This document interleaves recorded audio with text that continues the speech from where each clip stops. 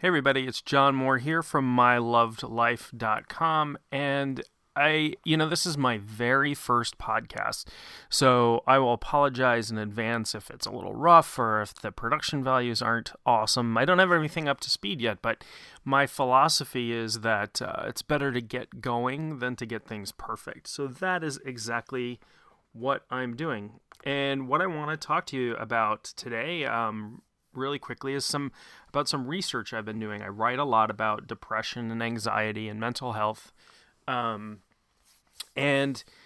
I've come up from doing a little bit of my own mood hacking. I noticed that a lot of the things that were working really well for me were really anti-inflammatory protocols. Supplements I were taking. I do some cryotherapy. I do Qigong, I practice Qigong, I practice meditation. These are all things that lower stress and are known to reduce inflammation.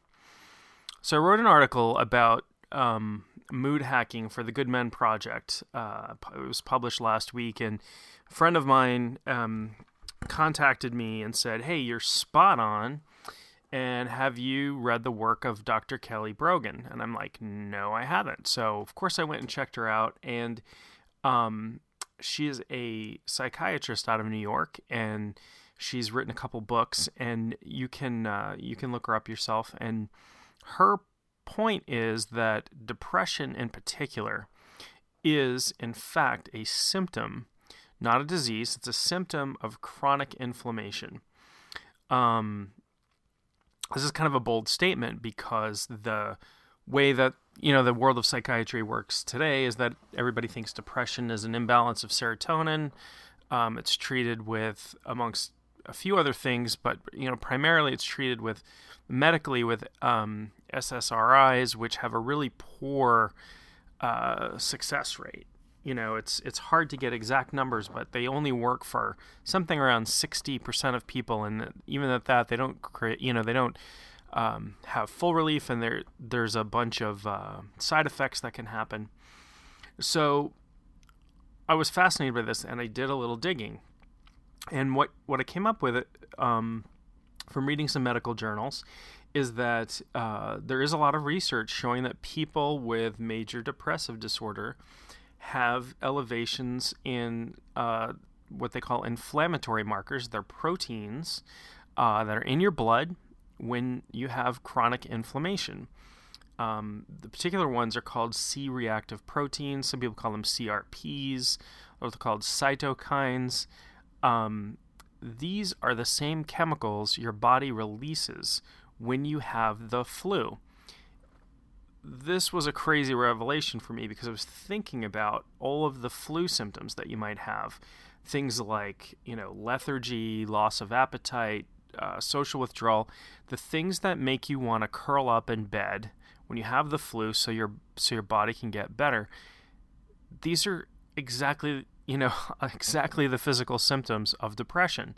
And so it seems to me that this is a really logical link, that your body is reacting to stress or whatever. You have a chronic inflammatory condition, and the physical symptoms are the result of these chemicals being in your body. That being said, there are people for whom antidepressants work and work really well. However, the mechanism's not really widely known, and there's some evidence that they provide an anti-inflammatory effect for some people.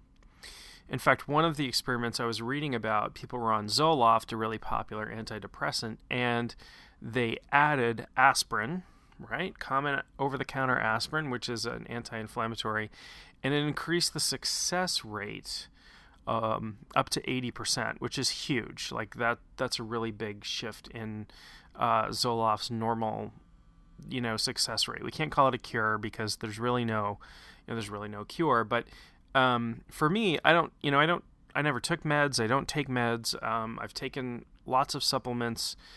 Supplements I take now include things like polyphenols and turmeric, things that, ginger, things that are known anti-inflammatory, and I've been having a great deal of success with that. And the protocols I've been using, things like inversion, hanging upside down like a bat, those are all things that are working for me. And so my point here, and I am not a physician, and I absolutely would not recommend, if you are on medication, you go off it, because my understanding is that would be really bad. And you should always talk to your doctor about everything, every change you make, everything you do.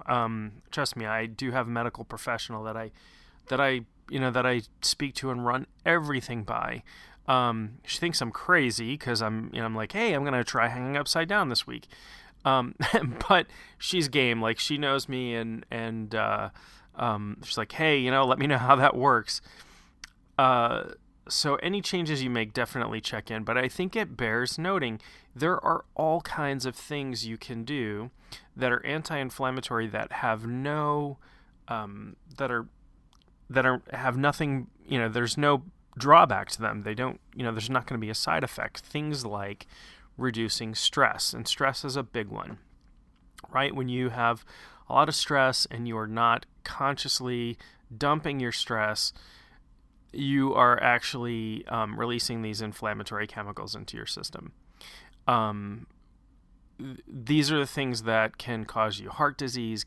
Besides depression, heart disease, cancer. They can cause problems with your gums and teeth. They can make your skin bad. They can make you fat. They lead to obesity.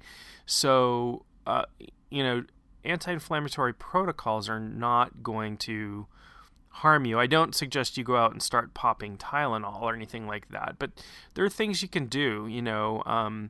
Eating right. For example, eating healthy fats, eating lots of fruits and vegetables for antioxidants, and again, polyphenols. You can add turmeric pretty easily to your diet if you enjoy that as a spice. There are other spices that are really helpful too: ginger, cloves, black pepper. If you're consuming turmeric, you definitely want to have some black pepper in there. It helps bioavailability. Things like meditation. I do qigong, which I love. All of these things you can do with, pretty much without any kind of side effects. You're just getting healthier. Reducing your body fat, right? So obesity actually is a, there's this cause-effect loop that happens with obesity, right? So if you have chronic inflammation, it makes your cells retain fat and water and things, and so it makes you fatter. And if you're obese, your body sees that as you're sick, you're under threat, and so that's why it can be really, I think, why it can be really hard for people who have obesity to lose weight, because you're in this loop of causing your body inflammation, and then reaping the results of the inflammation, which is even more body fat. So anyway, this has been my first podcast. I hope you'll continue to tune in. They'll only get better and better, as all things do.